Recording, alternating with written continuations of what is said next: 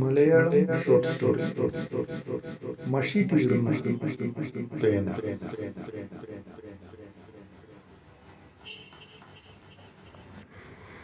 മിഥുനമാസത്തിലെ ചെറുകുളിരുള്ള ഒരു പ്രഭാതത്തിൽ മുന്നിലെ വെളുത്ത കടലാസിലേക്കും നോക്കിയിരിക്കവേ എഴുതാൻ കയ്യിലെടുത്ത ഒരു പേന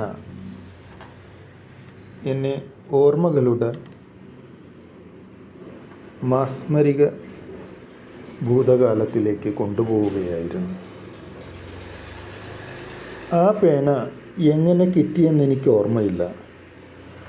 തീരെ ചെറിയ പ്രായത്തിൽ ആരോ സമ്മാനിച്ചതാണത്.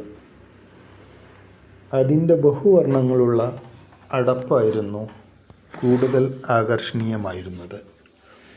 കറുത്ത നിറത്തിൽ നിറയെ പുള്ളിയും കുത്തുകളും ഉണ്ടായിരുന്ന ആ അടപ്പ് എന്നെ മാത്രമല്ല, ബാല്യം വിട്ടുമാറാത്ത എൻ്റെ സകല കൂട്ടുകാർക്കും കൗതുകമായിരുന്നു.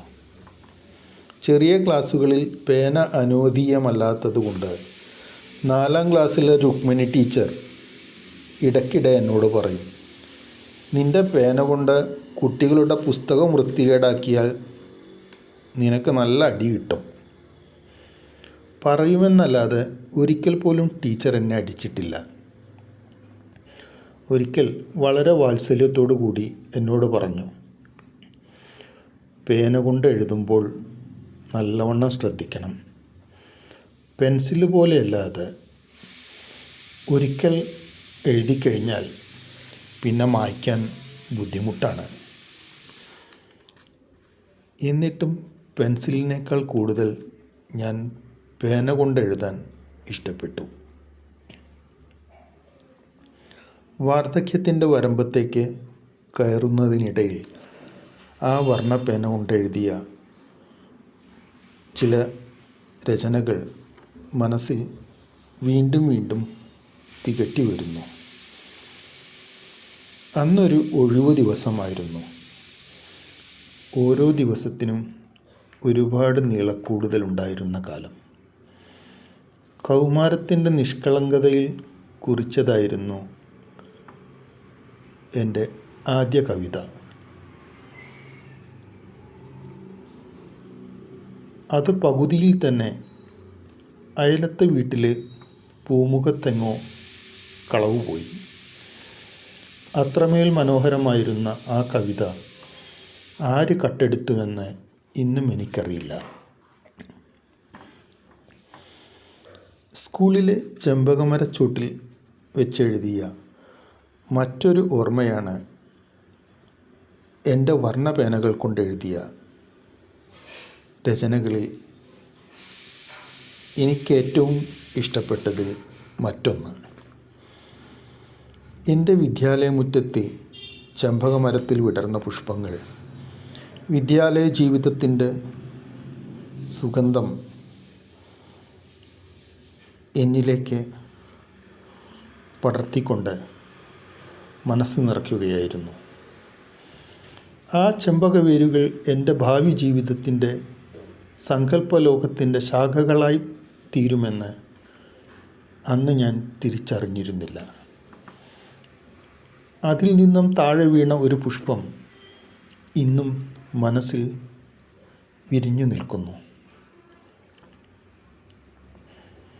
ഞാൻ ഓർമ്മകളിൽ മുങ്ങിത്താണുകൊണ്ടിരിക്കവേ വീട്ടിലെ ടിവിയിൽ നിന്നും കേട്ട സിനിമാ പാട്ട് എന്നെ ഭൂതകാല സ്വപ്നത്തിൽ നിന്നും തട്ടിയുണ്ടാക്കി.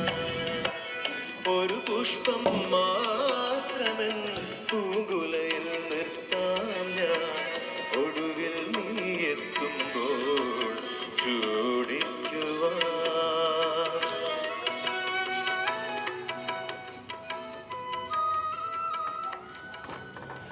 അടുക്കളയിൽ നിന്നും പാത്രങ്ങൾ കൂട്ടിമുട്ടുന്ന ശബ്ദം ഗാനത്തിൻ്റെ ഈണത്തിനും രാഗത്തിനും ഒട്ടും അനുയോജ്യമായിരുന്നില്ല.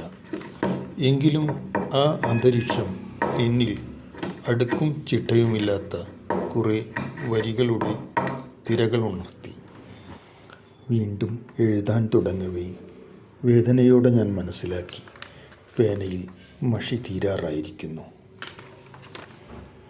എഴുതാൻ മറന്നുപോയ മനസ്സിലെ കവിതകളുടെ വിത്തുകൾ ഇനി എങ്ങനെ പകർത്തി എഴുതും എന്ന് ചിന്തിച്ചുകൊണ്ട് വെറുതെ മുറ്റത്തേക്കിറങ്ങിയ എൻ്റെ കണ്ണിൽ ആദ്യം പെട്ടത് അടുത്ത വീട്ടിൽ നിറയെ പൂത്തു നിന്നിരുന്ന ഒരു ചെമ്പകമരമായിരുന്നു.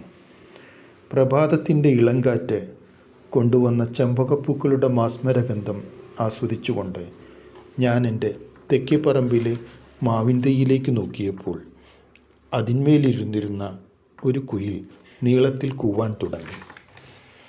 അതിന് മറുപടി എന്നോണം കുറേ ദൂരെ നിന്ന് മറ്റൊരു കുയിലിൻ്റെ കൂകലും കേട്ടുകൊണ്ട് ഞാൻ വീണ്ടും പൂമുഖത്തേക്ക് കയറവേ അകത്തെ ടി വിയിൽ നിന്നും ഒരു കവിതയുടെ ശബ്ദം.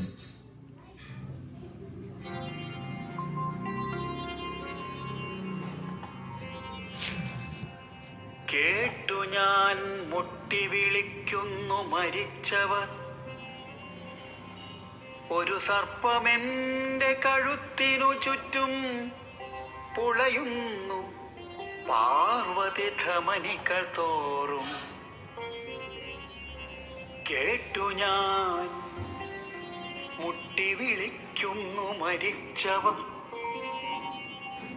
ഒരു സർപ്പമെൻ്റെ കഴുത്തിനു ചുറ്റും പുളയുന്നു പാർവതി ധമനികൾ തോറും. ഒരു തുറുകണ്ണും ഒരൊറ്റുകാരനും മിഴിയില്ലാ ദൈവവും കതകു തുറക്കുന്നു. ഒരു തുറുകണ്ണും ഒരൊറ്റുകാരനും മിഴിയില്ലാ ദൈവവും കതകു തുറക്കുന്നു.